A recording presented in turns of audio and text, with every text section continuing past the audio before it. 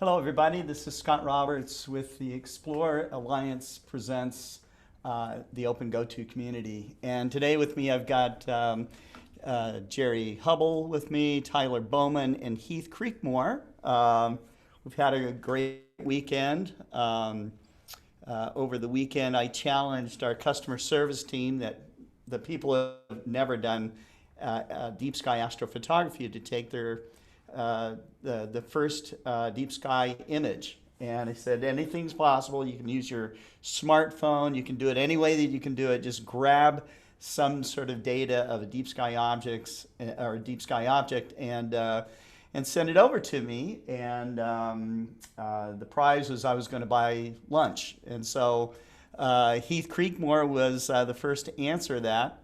And Heath, you want to yeah, woo, woo. You want to show your image and tell us how you did it. You up for that? I wasn't aware of this contest, and I feel like I was cheated. No, I were listening. I said, and Tyler Bowman cannot participate. Yeah, as I was setting up on site, this is when the rules started happening. I see how it is. That's right. Yep. You're too knowledgeable, Tyler. You just know too much. Too much, man. There's no such thing. Yeah. If you had never made a deep sky image before, then you would have been eligible. It's not fair. Oh well. Oh well. I'll buy you lunch sometime anyways, okay? It was good to see while he's working on that. Oh yeah. It was definitely good to see a ton of people. There was at least over 500. Oh yeah, tell us about this star party that you went to, Tyler. There was it was very interesting to see everybody's initial reaction when looking through a 20-inch Dob at Saturn Mars, Jupiter, Mm-hmm. even just the Milky Way. It was probably Bortle 3 or Bortle 4 sky, and Friday was just clear. I have not seen that many stars. And I was like, I don't know where's this? No, never. Wow. And I've never seen, I was at a loss trying to find objects. Like, that looks like it, but I don't know. Just seeing that many stars, it confused me. Glad Kent was there Friday, because he's like, that's there. Without even looking at the sky, he's like, point, here it is, there. And just to hear Kent talk to everybody about it safely at a distance of 6 feet apart of each other. So he had to scream a little bit. I'd almost make him a little soapbox just so he can stand on and scream. Yeah. I'm not that short. He's pretty short. Not that short. I'm 9. He's I going heard off in the Kent's voice background. back there. He's crying. You made him cry. Come on. Yeah, I'm good at that. But no, it was spectacular, Scott, and it's something I can't wait to do again. Oh, that's cool. So how would you rate the skies from this site? This is in Arkansas, by the way. So, I mean, granted, I mainly shoot. I don't do visual. So I would at least rate it 8. 8. I mean, there was a little bit of a tree line, but where Yeah. I was at, it was just clear. I Mhm. could see all the way around me. And that was the most impressive part. Didn't have a good horizon. Yeah. I didn't have as great of a horizon in the north where I was particularly at, but east, south, and west, wonderful. Yeah. So it's definitely something that I wouldn't mind doing again. Okay. All right. So Heath, what's the backstory here about how you made this image? Well, How did you I mean, cheat? You took the photo, right? You took it Yeah. yourself. Yeah. Right? I don't know the backstory. You were just Oh, wanting to take a picture. I wanted to try it. Adam was trying to. What telescope did you pick, and what was it like? Did you pick our smallest telescope setup, or Oh no. you went to the big one? Huh? Yeah, no, I went straight to the big boy, the 20-inch. 20-inch. But it's that a thing- Dobsonian. There's no tracking going on. So Yeah, Okay. it was nice though. It just sucks in so much light, so I Right. figured that'd be my What's up? best bet. Which eyepiece was it? Was it 25? 20 by 100. 100 degree, 25 millimeter. Could y'all hear me? Astro J says, "What's the location of this 20-inch? I need to make sure it's calibrated for you." Oh, Big smile face. Look, Yeah. Davis says, "Biggest scopus." heck yeah. All right, so let's see this image. Okay, let me share my Granted, okay, screen. so this is a Dobsonian. There's no tracking going on. Yeah, Did you use any special camera adapter? Anything? no, my hand. Your hand. Yeah. Okay. Your hand. The All right. cool thing is that the iPhone 11 has the night mode, and it has a longer exposure than prior phones did. And that's so what you it's- used. Yeah, so I had a 10-second exposure going on, Okay. and that's pretty much it. There's no anything No other else. magic, no image processing, nothing. Yeah, I mean, it's not like the best photo ever, but I mean, for a But phone, I'm It impressed. just had to be a deep sky image. Correct. you know? Yeah, that's the only Right. criteria. That's Um, the only criteria, and that got you free lunch. Heck yeah, I like that. It's worth it. So, and how did you feel after you made the shot? What did you? I mean, Well, I took like 15 of them, so I was hoping one was good. yeah, okay. Yeah, Were you so- amazed you got anything at all? I mean, were you? Yeah, no, the only thing I've ever done is, tried the same thing with the moon. Okay. And I ended up taking like 20 or 30 of those just to find one good one. So I'm Jesse Gaskin says the suspense is killing me. It's It's- pretty They impressive. want to see your shot. Okay, so let's. okay. Let's. It's we're impressive doing- for a we're doing phone. As slow of a reveal as possible. Okay. Yes. That's Sorry. right. It's impressive for a phone, not for anything beyond that. But yeah, here it is, I guess. Okay. That's the thing. There we That's the go. thing that I did. This is So- handheld, right? Handheld shot. Yeah. You Awesome. can see good colors in there. Yeah. Yeah, I was very surprised at how good that did just with my phone. I was blown away, honestly. It looks better on the phone too. I'm not gonna disappointed lie. with the star trails. You have to try again. Look, man, that was the best one. Come on, man. Hey, the guys are giving you props here in the chat room. Appreciate They it. like it, you know. Just to see the separation in the clouds is pretty impressive. That's true. Just through Yeah. just in the eyepiece, you could literally see the separation within the clouds of the nebula. There was no cell phone mount, right? You didn't cheat with a cell phone mount. No, you should have seen some of the other ones. It was just like the Smeared. lines going everywhere because I was Right. shaky. Yeah, right. But yeah, that's it. I enjoyed it thoroughly. I mean, Congratulations, man. thanks. I Congratulations. enjoyed lunch. It was good. Yeah, yeah. Well, we expect many more great deep sky images from you. You know, each one has to get like 100% better Yeah, over the last one. All right. I want Right, to. right. Well, thank you. I appreciate it, guys. It's awesome. Congratulations, Heath. Thanks. That's great. Let's see. We'll move on to. I was curious to hear from Tyler about the precautions they had to take to get the people Yeah, at the Tyler. eyepiece. How did Get you the eyepiece. So say an individual came up, they had to wear a mask. First, I checked them with a temp gun that Scott let me borrow from work. Yeah. They had to wear a mask. They wouldn't get it. I would not let them anywhere near it without a mask. We would not allow them or let them touch the focuser, so they would already be pre-focused. So the CSR reps would actually do the focusing after they had to realign the target since it moved between each one.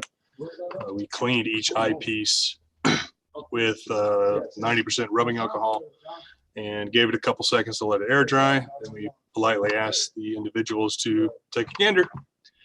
And then when they did theirs, we cleaned it, moved on, kept the assembly line moving. It was a little slow at first, but once we started getting a rhythm, it went fairly quickly. and how many people do you think that went through? A lot. A lot. A lot. Mostly, there wasn't a whole lot of people that actually looked through the telescope. Some did, but they mainly wanted to ask Kent questions. Oh, That was what's it. up there, right? You know, what's up there? And he'd just sit there with a laser and just go to town. So did you get like UFO questions, or what kind of questions were you getting? No UFO questions, even though there were a ton of shooting stars Friday night. There was a ton. Okay. There was a little drone that was flying around and you could hear it. There was Right. a red blinking light. It's like, oh, it's an airplane. Oh, it's moving from side to side. It's not an airplane. It's not Right. a drone. It's just a drone. But it was definitely cool to listen to everybody's reaction when they looked through a telescope. It's like, Mhm. wow, that's pretty, or wow, that's beautiful, or it's amazing. How cold was it? How cold was it? It was cold. Friday was terrible. It was in the 30s by midnight. I was like, this is too cold. This is frigid. I was out front here. You know, everybody's seen the ED 102 system that I've been building. So we got that. We think it's all dialed in right now. I'm training the engineering staff on how to control it, you know, because they're not astrophotographers. So, but we're going to make them into astrophotographers. And so they were practicing using it with Jerry, and we were testing the amperage draw, I guess, on the batteries that we have. So I've got this. I went and got this LiFePo 20 amp hour 12 volt battery. It's running most of it, and I have a separate battery that outputs 20 volts. That's running my NUC computer. So I suppose we need maybe 1 or 2 more nights of being out under the stars so we can get things dialed in a little bit more, and then. Well, we won't even have Sky for tomorrow night's Global Star Party here, but and that's something else I want to talk about is Global Star Party 16 with Dave Eicher and everything. It was great to have him on. But the scope should be ready probably for the Global Star Party, which will be, this is 16. Friday, we have a European edition. That's the 17th one. I have talked to Christopher Go. He wants to do an Asia edition, so that might be another one. And then we'd that's cool. follow up with Tuesday star party again, and we should have it. It should be ready to go then. So, and we'll let somebody from the audience control it. I think that'd be kind of cool. So, yeah. Yeah, yeah. And So, then Wednesday we've got somebody coming on also that's new oh yeah, on that's the right. afternoon show. Mm-hmm. That's right. It's Ian's his name, is that right? Ian Morrison. He's an author. He's written several books, and he just recently did a review of the IXOS 100 mount. He's got a G11, I believe, also not a PMC8 G11, Mm-hmm. but he bought the IXOS 100 and did a review and published it on his website.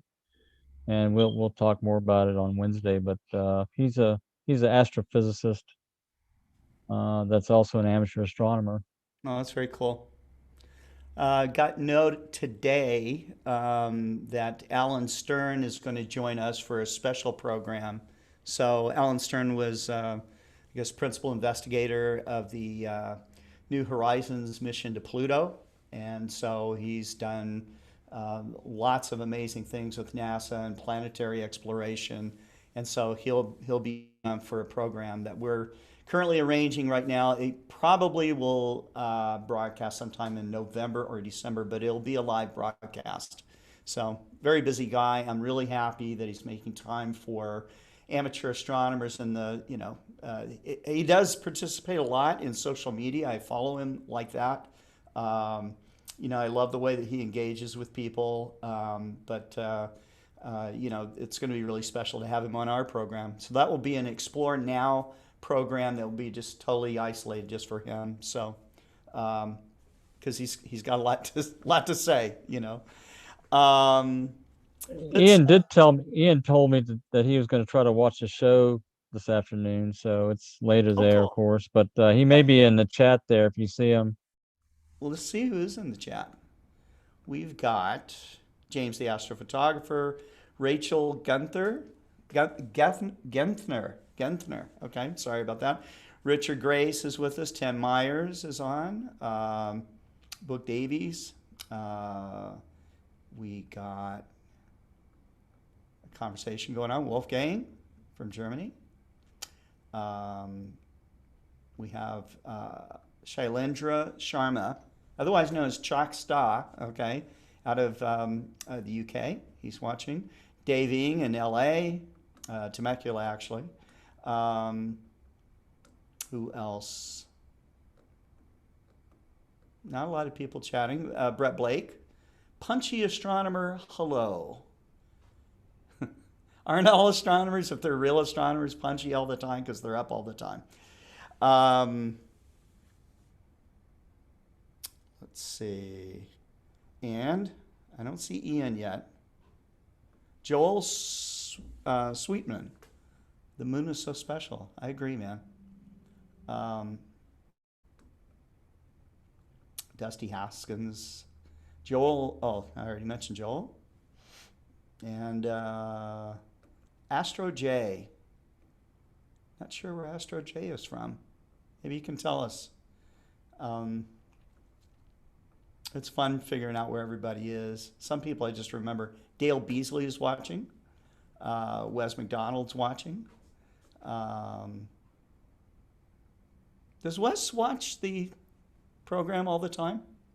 He's a regular, isn't he? Yeah, every once in a while, not all the time, but like right now I've been chatting with him over over text messaging because I was working with him earlier today, and so he's on. He told me he was on there before we started. But yeah, hi Wes. I told him I was going to say hello to him. Hi. Hi. Yeah. Abigail Bolenbach is watching. Philip CO. First time here for me. Thanks, Philip. Michael Aitken is watching. Michael is from that group, the worldwide. I'm going to screw this up. Hold on a minute. I don't want to screw it up. Mess it up because someone will get. Worldwide variable. Oh, Worldwide Variable Star Hunters group, and Oh, that's wow. the group. They invited me to join their team to work on with their telescope over in Abu Dhabi. Very It's cool. it's a 24-inch plane wave scope on, I can't remember the mount, but it's a very nice system, and I was really happy to get that opportunity. Yeah, it's awesome. Ron Krenzel, question. I have an old Meade ETX 125. Can I play alongside you big guys? Yes. How about we just say yes? Or does the size of your optics matter? No. I can't join the Space Force as I'm too old and already in a DoD entity and ready to retire after 40 years of service. I apologize if I said anything innuendo like.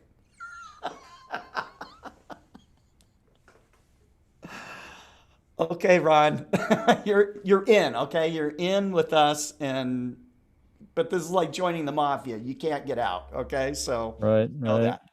All right. I feel like I have this treehouse, that just only lets in, you know, Yep. lets in everybody. But anyhow, it's funny. Decius Espy, is there jobs in preparing meals for long space exploration, or leaving the science and physics, behind it? Well, I'm sure I'm, there's jobs for preparing meals for astronauts. yeah, there's nutritionists. I'm sure there's doctors that Oh are yeah, nutritionists. yeah. Not for the Army. It's just here. Here's you a box full of stuff. Here's your dog food, right? Hmm.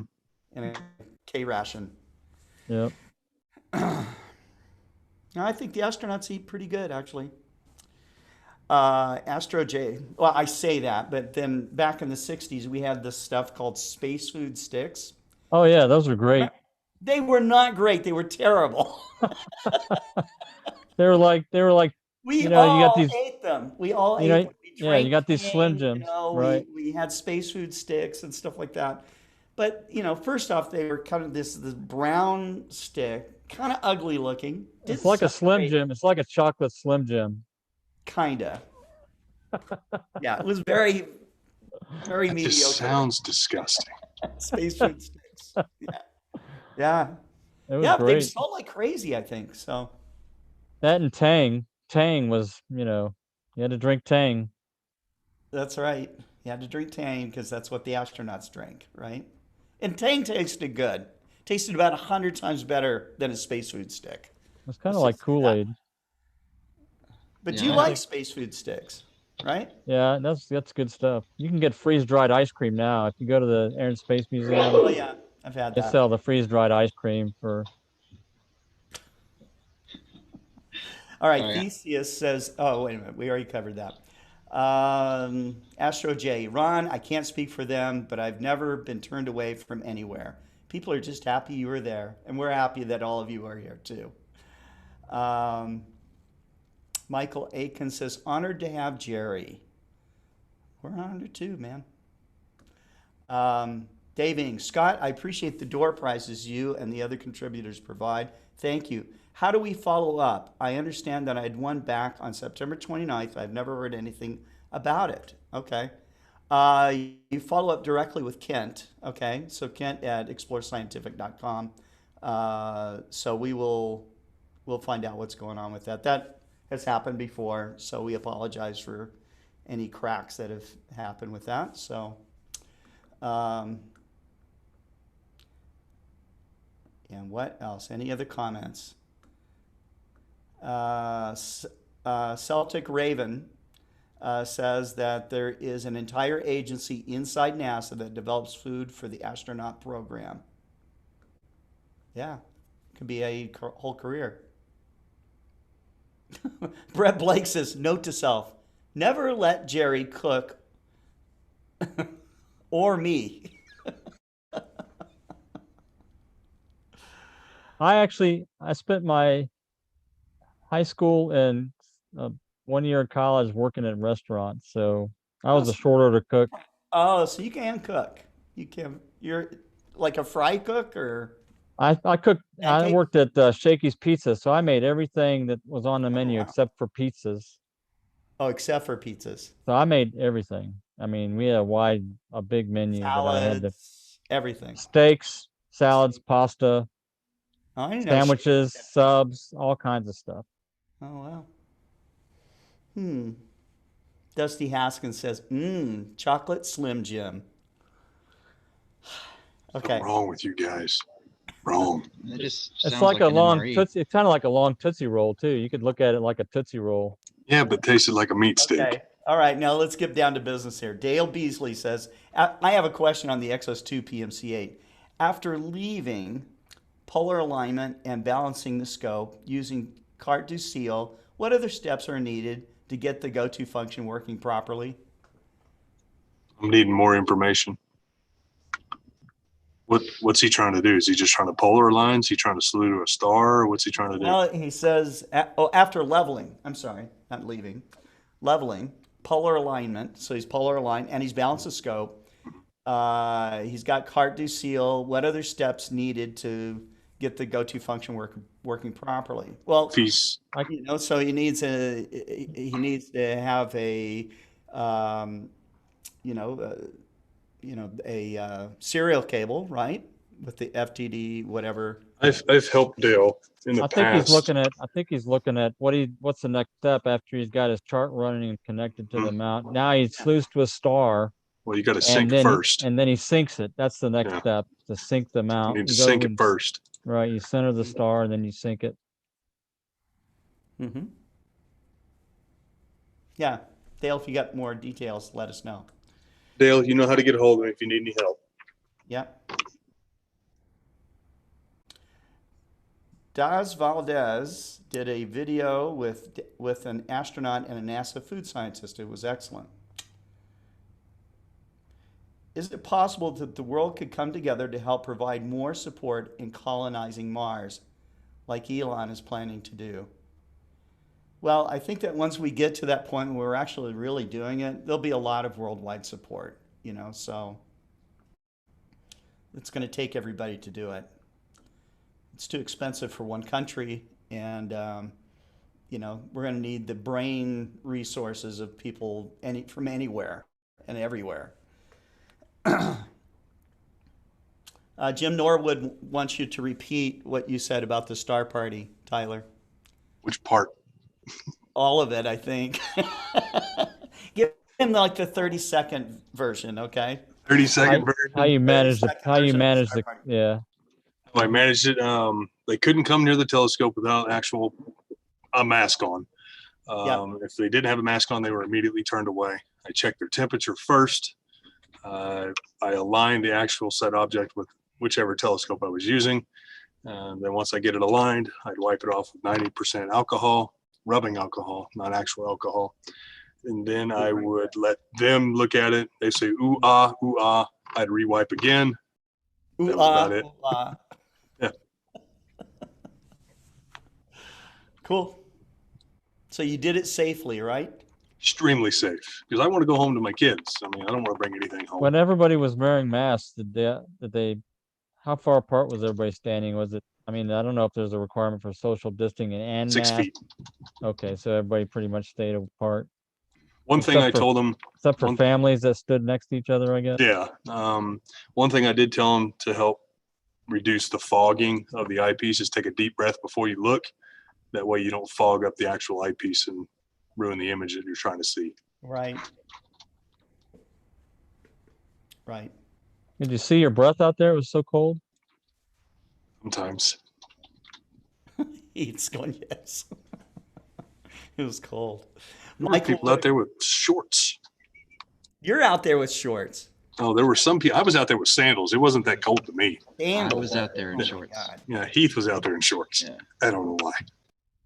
It's because he was in the Army before and he can handle it, okay? So was I. What's the difference? I don't know. I don't know. The difference was you had pants on and he had shorts on. That's the difference. I guess. All right, so Michael Whitaker says, good news, guys. My elongated stars are now history. It was all down to spacing and a new camera. Couldn't New get the camera? right spacing with the old camera. Totally impossible. Yeah, he sent me an email about that, explaining it. That was it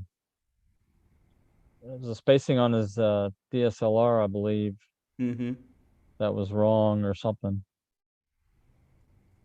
Just send me the camera and I'll figure it out.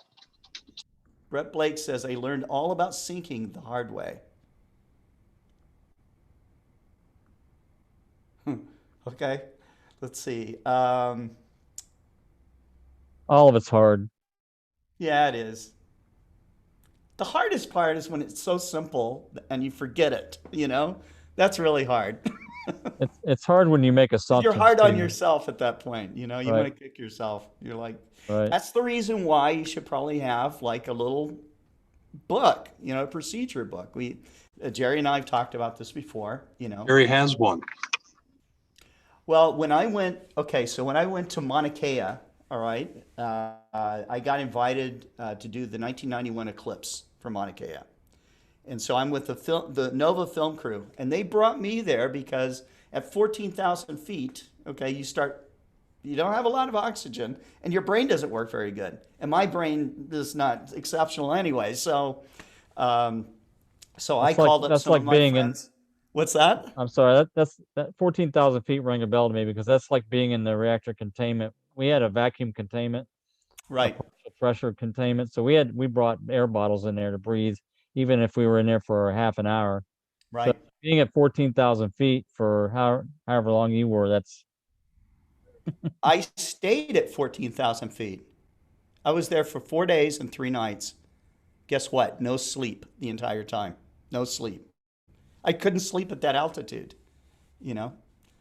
We did the eclipse. Uh, Once it was all over and I was packing up the gear, I went down to the 10,000 foot level. I went into almost a veritable coma. I mean, I slept for over 20 hours straight. It was crazy. Brett Blake says, I hope Scott didn't point the skinny side end of the scope up on Mauna Kea. No, I didn't do that, but it was a real experience. The thing I will tell you is that all the astronomers and they don't go up to the 14,000 foot level much anymore. Night assistants do, and the people that operate the telescopes do, but the astronomers don't operate the telescopes. For the most part, they're operating it remotely. They never even leave their country wherever they are. They're just getting their data. But this was in the early 90s, and there were still some astronomers going up there. And they had, I mean, it was a book. They had like an aluminum case thing on it, and they were just like the most simple things. Connect this connector, do this, do that, so it was just one thing right after the other. I yeah. don't think that you need anything quite that detailed. Maybe you do, but it doesn't hurt to When you're have it and go training, through it. when you're training, it's good to have a detailed procedure like we have at the MSRO. We train to a level of detail that it's good to have a procedure so you know exactly what's going on step by step. But once you Mm, get trained and you're used to running the system, then it's more of a checklist than a procedure.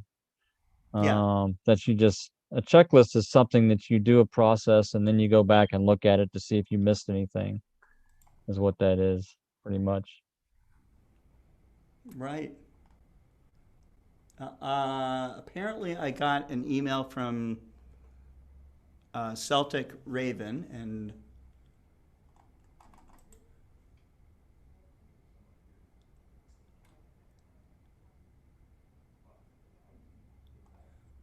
oh, okay, Jason Keller, that's who you are. All right, I got it.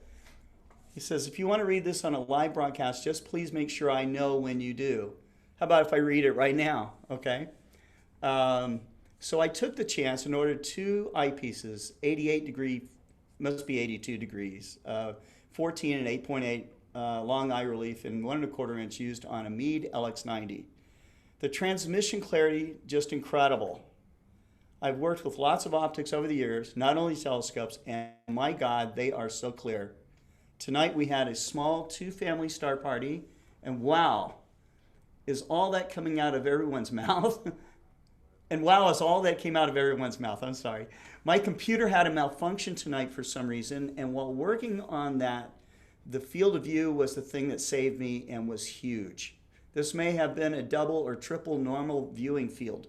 Finding the planets tonight was so simple, given that the field was such a saving grace and so easy, which was a feature I hadn't considered.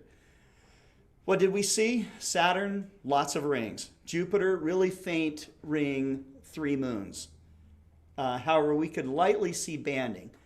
Mars, and could you just and could see just a bit of the banding, and you could see a bit of the cap discoloration. Not quite the blue, but you could see it was there.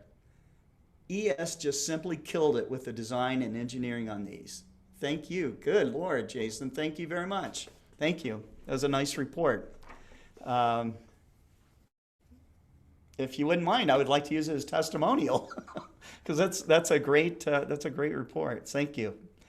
Let's see. So let's move on. Tyler, what do we have anything special going on in the forums at all? No, Nothing. nothing. I don't know what's going on with people. I don't know. But it sounds like I need to get a hold of Dale Beasley and figure out what's going on with his stuff. Okay. That's what I think I need to take priority on right now. Yeah. But nothing really going on. I don't know what the deal is with everybody.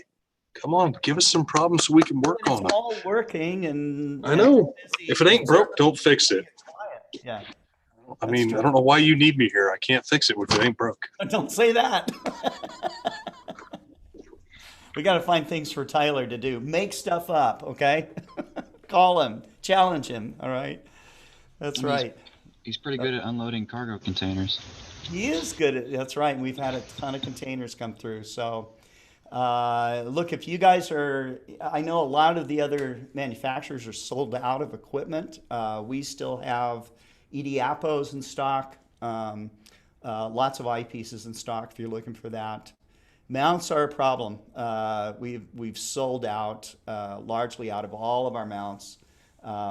We have others coming in, but they're already bought, they're already sold. So, but if you're looking to, if you have an older Explore Scientific refractor and you're looking to upgrade it to maybe an FCD 100 model, you can contact Tyler or Heath and they can fix you up. We do trade-ins.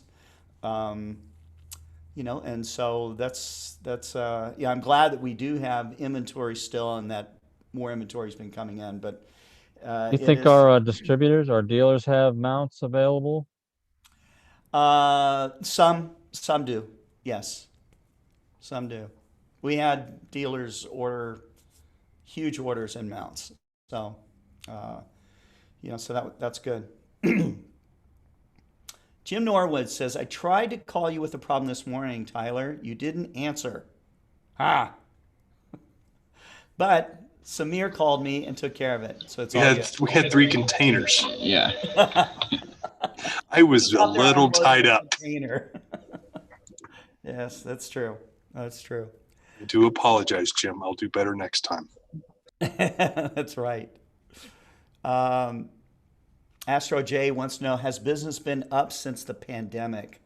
The business has been sharply up since the pandemic. We've had Explore Scientific dealers report 300% and 400% business increases. Our business, of course, is sharply up as well. It has tapered off. It got maybe plateaued at one point. But it plateaued because, certain products were just gone, so, and that really was unexpected, so that was the deal on that. Wolfgang has a question. He says, Tyler, am I due for a $10 telescope cover? Can I order? Oh, maybe that's what, not sure. What kind of cover? A lens cover? A lens cap? Lens cover. Yeah. Wolfgang, send me an email. Yeah. Send Tyler at Explore Scientific an email. ExploreScientific.com. Okay. All right.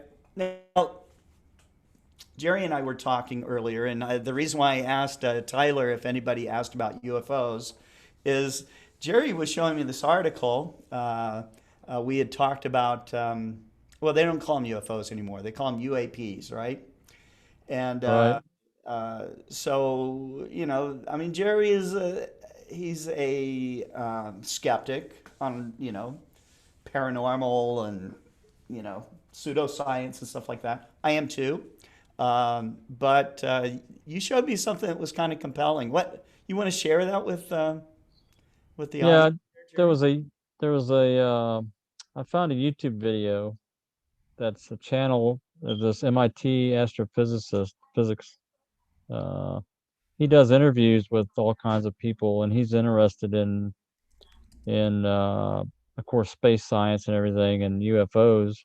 It's interesting to hear him talk about things, but he's a younger fella. I mean, relative to me and Scott, but he he's really so the YouTube video, I got to find the YouTube video again and maybe you can post it. But he did a long interview with this Navy pilot that I think we talked about this sighting that that the Navy released Yeah, the we video from showed the we aircraft from the showed fighter, videos that and he was an eyewitness to this thing. So he's got, there's about a 4 hour interview with him. The first hour spent talking about his career and basically to me it's establishing his credibility.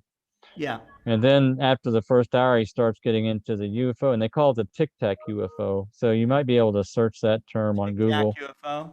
the So Tic Tac UFO, and under YouTube. And his name is I can't remember his name now. I gotta find the email I sent you, Scott. okay, Give me a hold on. minute, and I'll find it. Yeah, we're gonna share this video with you guys.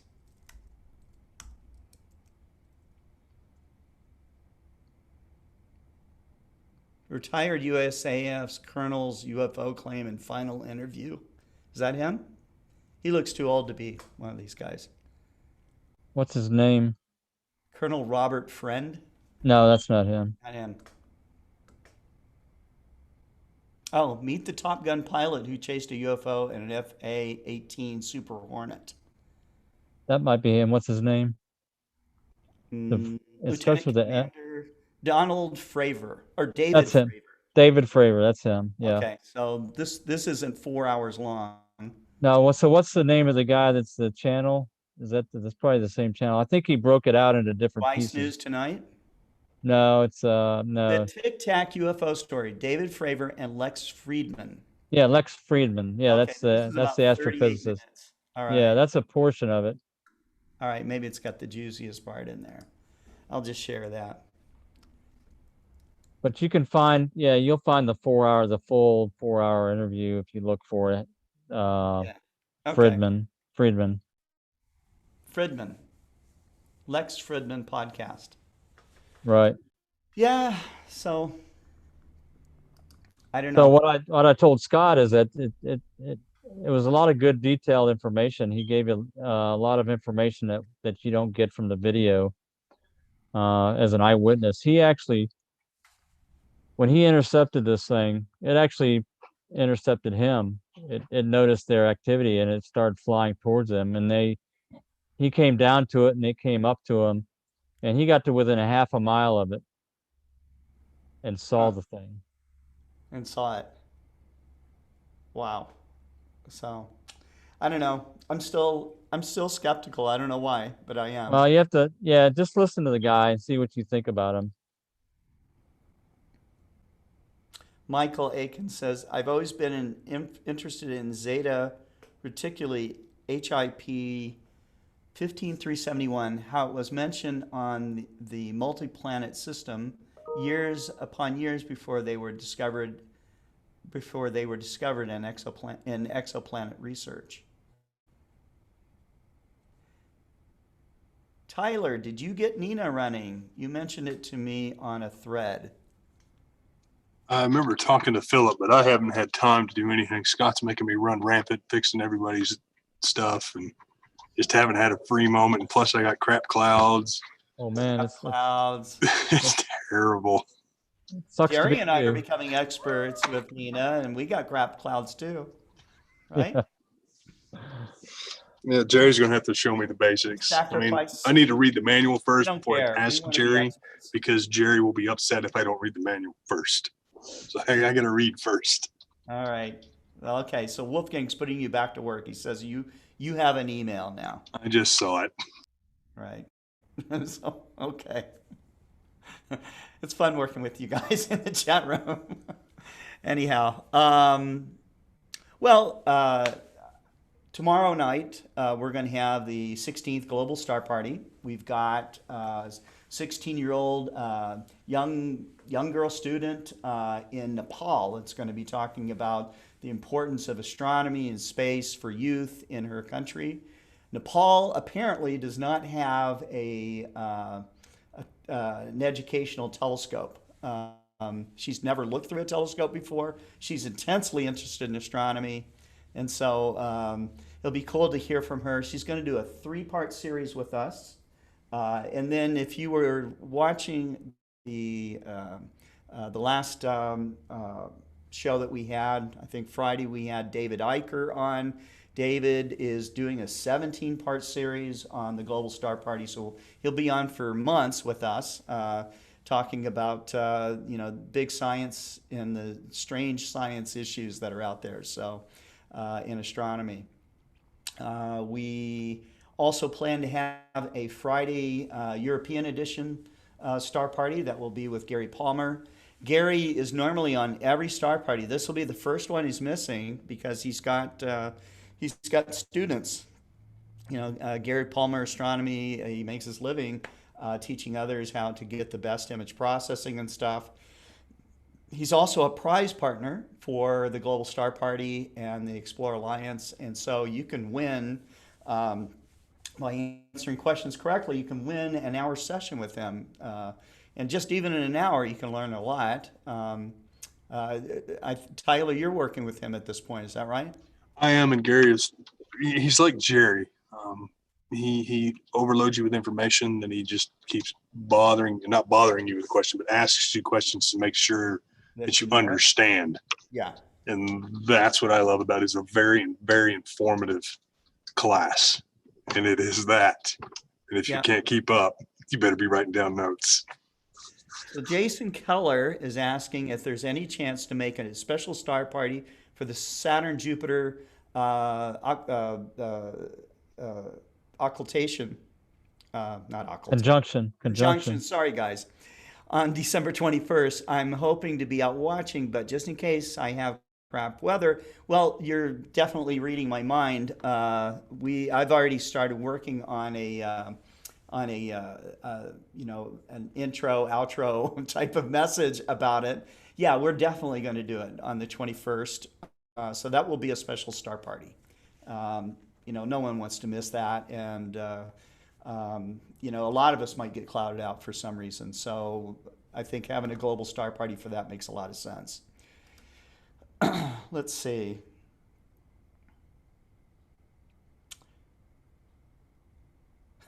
Tim Meyer says December 21st, just so you, Tyler, and Heath remember, it's shorts weather, okay? Wear shorts no matter what. Truth. Okay, well, that's all I've got for today. When is the winter solstice? Is that the 21st? That sounds right. Winter solstice. Let's see if the audience knows.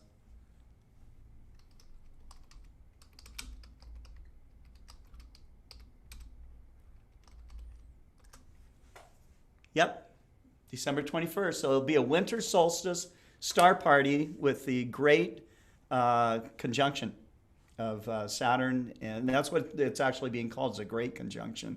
It won't happen again for a long time, and hasn't happened that close since, I think, 400 years or something. So it's going to be awesome.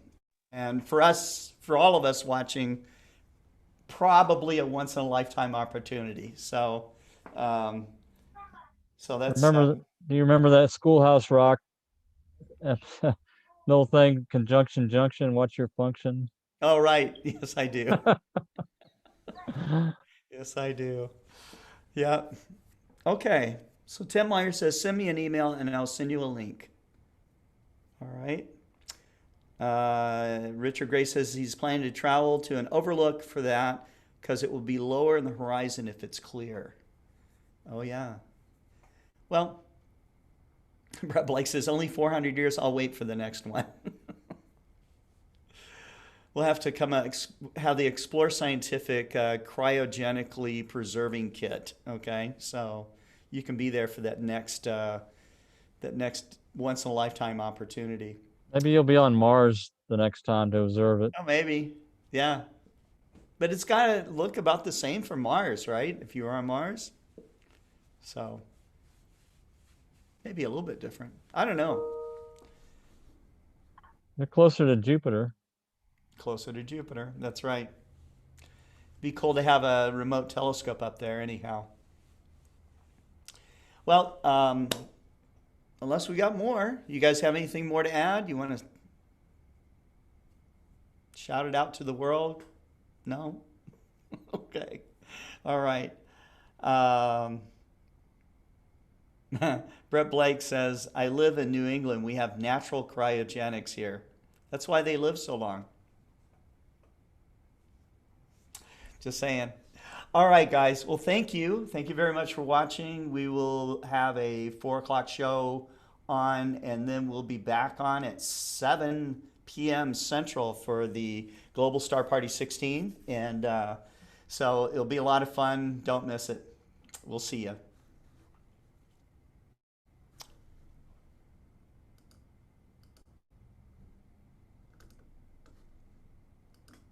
Get rid of Tyler there. Bye, Tyler. Okay, here we go.